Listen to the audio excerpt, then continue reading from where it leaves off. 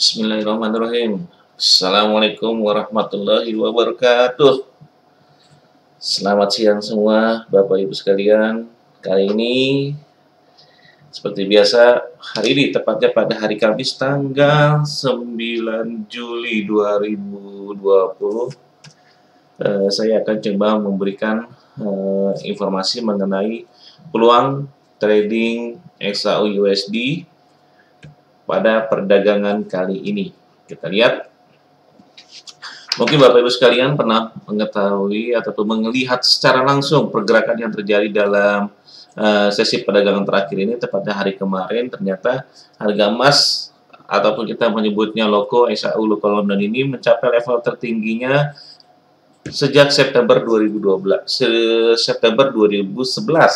ya, yaitu mencapai dan sekarang ini bergerak di atas 1.800.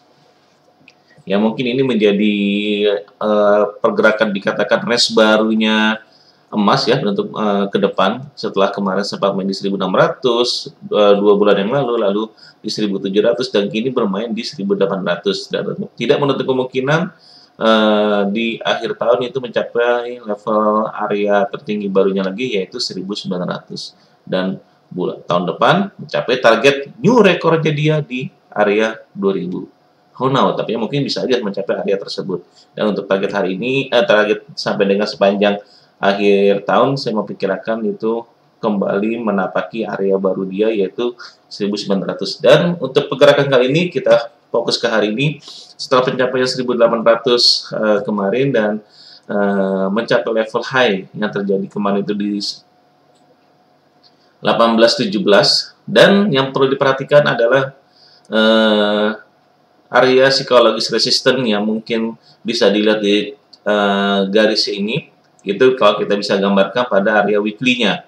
Itu di area weekly-nya sempat terjadi di sini, saya sudah menggambarkan itu area yang terjadi pada tanggal 2 minggu di tanggal 25 bulan September 2011, yaitu tepatnya dia mencapai area level tertinggi 18 September, yaitu di 1823.50. Ini menjadi target resisten yang kemungkinan akan kembali diuji setelah kemarin terbentuk resisten sementara di 1817, dan target untuk minggu ini itu ada di 1823 ya, tepatnya 1823.50, dan kemungkinan besar bila kita melihat dari pergerakan yang ada, indikator kita lihat dari secara weekly-nya masih bergerak naik, ataupun kita lihat di monthly-nya juga mengalami kenaikan. Di satu sisi kita melihat sudah mencapai area di atas, tepatnya di area 90, dan kemungkinan ini sudah mencapai over value-nya emas itu sendiri. Tapi secara daily kita lihat secara harian, emas sendiri di sini kalau saya tambahkan stokastik di sini, menggunakan stokastik dengan kita bikin area 10%, bawah atasnya 90, dan saya tambahkan mediumnya itu 50. Di sini kita lihat secara harian ini masih bergerak di level stokastiknya di 8750 ya. 87 dan 85 belum mencapai area over value-nya di kisaran 90. Dan kita ngelihat untuk stokastiknya sendiri sudah bergerak melandai, tapi di satu sisi MACD kita lihat histogramnya sendiri terus merangkak bergerak naik. Ditambah lagi kondisi moving juga, kita lihat MA ini terus bergerak naik dengan terbentuknya sisi melebar ya, dari MA 13 dan MA 26-nya. Di sini mungkin bisa menjadi gambaran bahwa peluang kenaikan terhadap loko ataupun emas ini masih berpotensi terjadi pada perdagangan hari ini ataupun esok. Nah, kemungkinan kita bisa ngelihat apakah dia mencapai area 1823 yang di garis yang sudah saya buatkan garis 1823.50-nya ini, atau dia berbentuk hanya mencapai level yang tersebut tapi masih closing di bawah level 1823. Nah, bila masih closing di bawah 1823, maka itu bisa potensi kita untuk melakukan open sell. Nah, open sell tersebut hanya bersifat sementara. Karena kenapa? Karena range yang terbentuk saat ini sudah terjadi area range baru, yaitu emas itu berada di 1.800 dengan target berikutnya adalah 1.900. Nah, ini yang kita perlu cermati. Walaupun terjadi koreksi, koreksinya itu bersifat terbatas, paling tidak sampai ke area sini ya, Bapak Ibu sekalian, itu ke area ke 1780-nya di sini. 17 kisaran 1780 sampai dengan 1790. Jadi kisaran koreksinya itu ada di kisaran 1780 sampai dengan 1790-an. Itu area koreksi bila mana terjadi penurunan ataupun kabar ataupun sentimen yang membuat harga emas itu mengalami tekanan. Dan di sini saya melihat bahwa peluang untuk mengalami penguatan hari ini masih tetap terjadi. Kita lihat dari tadi saya sampaikan yang masih bergerak naik, walaupun stokastik cenderung sudah mendekati area 90 tapi bersifat melandai, tapi belum terjadi crossing. Di satu sisi MA yang masih bergerak merangkak naik dan melebar, dan kemungkinan ini berpotensi masih membuat emas sendiri berpotensi naik.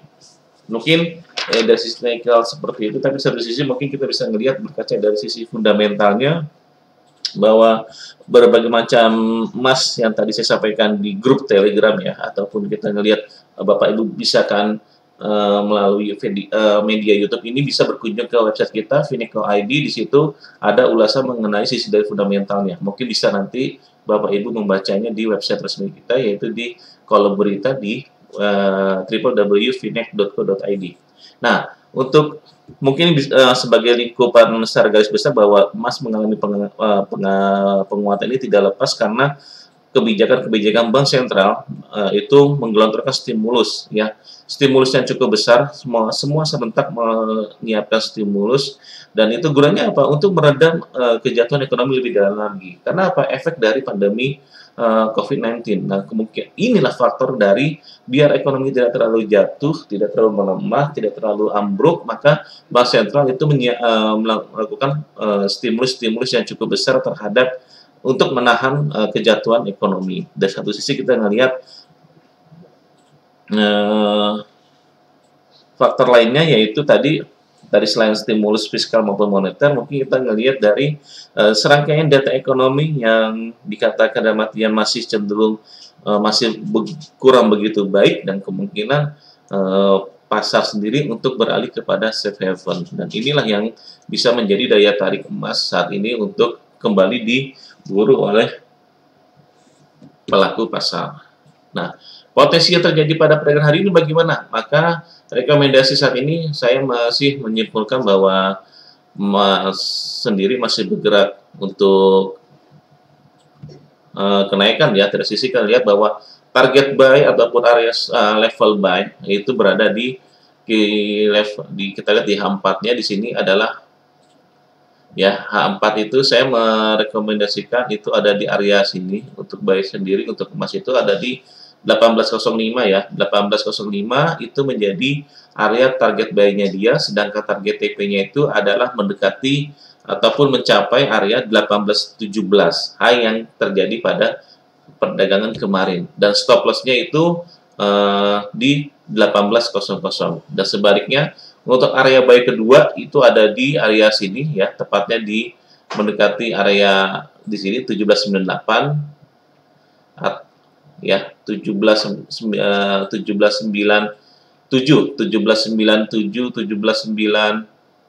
mohon maaf di sini.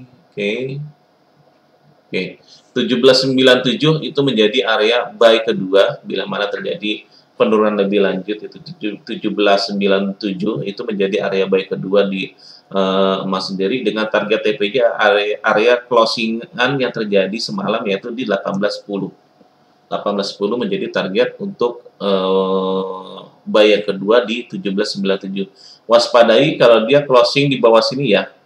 Kalau dia sudah closing di bawah yang MA yang kuning ini, MA 26 itu di 1787, maka ini yang perlu dicermati adalah adanya reversal untuk kembali berbalik untuk koreksi jangka pendeknya dia untuk kembali bergerak di 1780 sampai dengan 1760.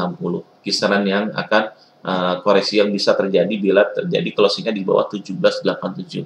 Nah, ini yang perlu dicermati. Jadi paling tidak untuk hold sell itu bisa dilakukan bila mana terjadi closing di bawah area MA26 ini, hold sell-nya. Nahan posisi jual.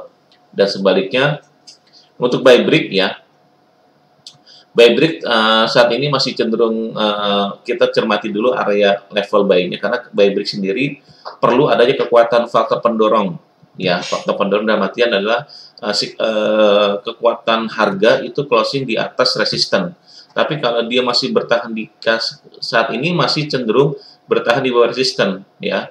Di bawah resisten kemarin sempat terjadi di 18.17, tapi di sini satu sisi resisten psikologis weekly-nya itu berada di 18.23 ya, 18.23.50 yang tadi saya sampaikan adalah resisten weekly-nya yang terjadi pada tanggal 9 September 2011, dan mungkin ini yang perlu Bapak Ibu perhatikan.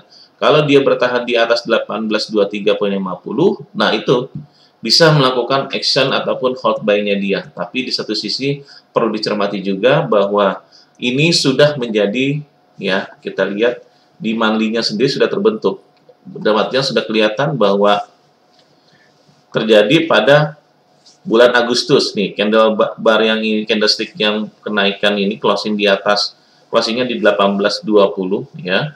Di satu sisi open yang terjadi pada bulan September itu juga di 18.20 langsung mengalami take down, artinya bergerak turun ke bawah kembali. Nah, mungkin ini yang perlu di wait and see, dan artinya perlu di kehati-hatian untuk melakukan konfirmasi kenaikan lanjutan. Nah, disinilah saya menyampaikan bahwa kenaikan lanjutan bisa terjadi kalau dia stay closing di atas 18.23.50. Tapi kalau masih berada di 18.23 under 18.23, kemungkinan itu ruang koreksi jangka pendek bisa terjadi.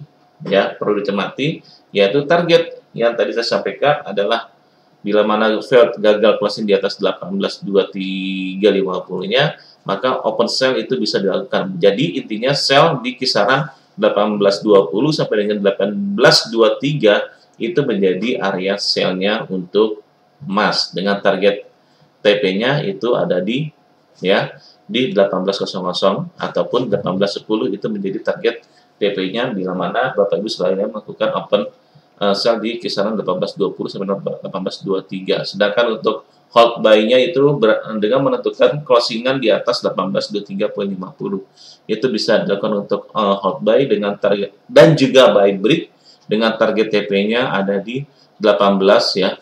High di sini ada di kita lihat di weekly-nya.